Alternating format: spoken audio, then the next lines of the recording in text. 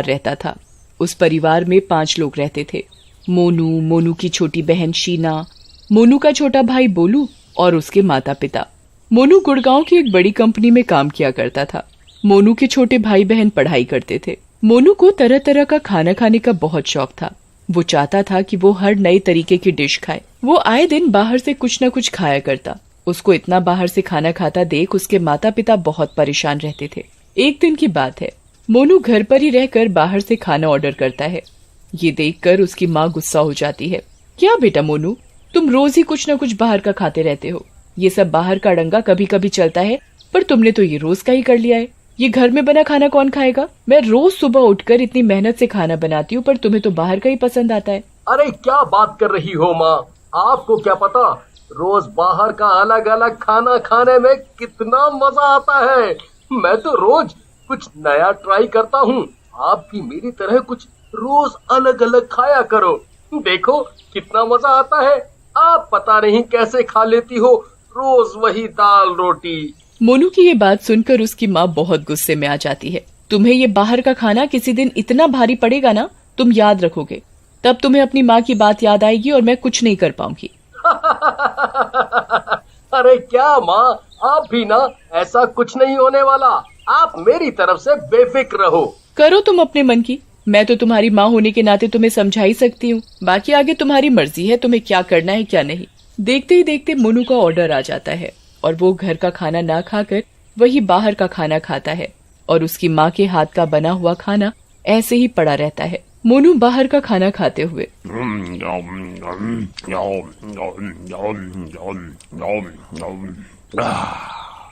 वाह, इस खाने को कहते हैं जन्नत। मजा सा ही आ जाता है कहते ही। मोनू अपने भाई भोलू से बात करते हुए, भोलू, तू कैसे वही खाना खा लेता है माँ के हाथ का बनाया हुआ? तुझे बाहर का खाना खाने का मन नहीं करता क्या? ये बात मोनू की माँ सुन लेती है। बेटा, तुम तो बाहर का खाते ही हो, कम से कम अपने भाई को तो ये गलत सीख मत दो। मोनू अपनी माँ की बातों पर हंसने लगता है। अच्छा माँ, ठीक है, मैं नहीं बोल रहा इसे बाहर का खाने के लिए। मोनू ये बात अपनी माँ से बोलता है और लैपटॉप पर अपना काम करने लग जाता है। मोनू रोज ही बाहर का खाना मंगाता और उसे शौक से खाता था। एक दिन रात में मोनू अपना काम कर रहा होता है। काम करते करते मोनू को भूख लग जाती है। अरे यार, मुझे तो काम करते करते बहुत जोरों से भूख लग रही है। वो घड़ी में टाइम देखता है। अरे अभी तो रात के 2:30 बज रहे हैं। मोनू जोमेटो ऐप खोलता है और रात में पिज्जा ऑर्डर कर देता है। देखते ही देखते आधे घंटे में दरवाजे की घंटी बजती है और मोनू बाहर जाकर डिलीवरी बॉय से पिज्जा लेने जाता है। वो पिज्जा बॉय दिखने में कुछ अजीब सा होता है। उसका मुंह एकदम नीला पड़ा होता है और उसकी आंखें बाहर की तरफ निकली होती हैं। आंखें भी लाल थी उस डिलीवरी बॉय की। एक बार को मोनू उसे देखकर बहुत जोर से डर जाता है। मम्मी! पर मोनू उसकी शक्ल पर ध्यान न देते हुए उससे पिज्जा लेने लगता है।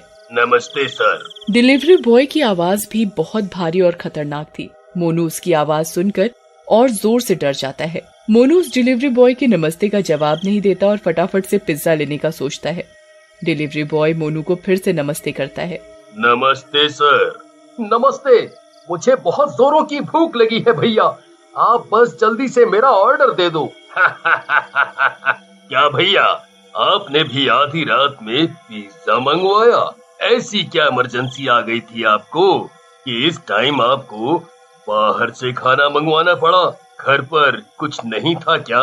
मोनू को उस डिलीवरी बॉय की बात पर बहुत जोर से गुस्सा आ जाता है। तुम्हें उससे क्या मतलब? तुम अपने काम से काम रखो ना। तुम हर कस्टमर को ऐसे ही उल्टा बोलते हो, तुम्हें शर्म नहीं आती क्या?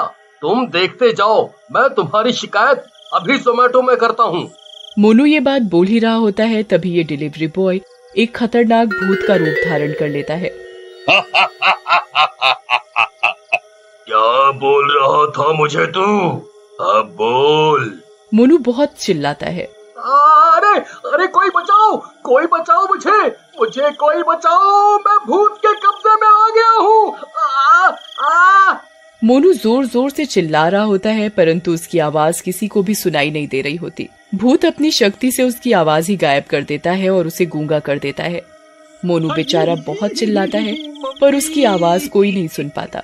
देखते ही देखते एकदम से मोनू के अंदर ये ज़ोमैटो डिलीवरी बॉय का भूत आ जाता है।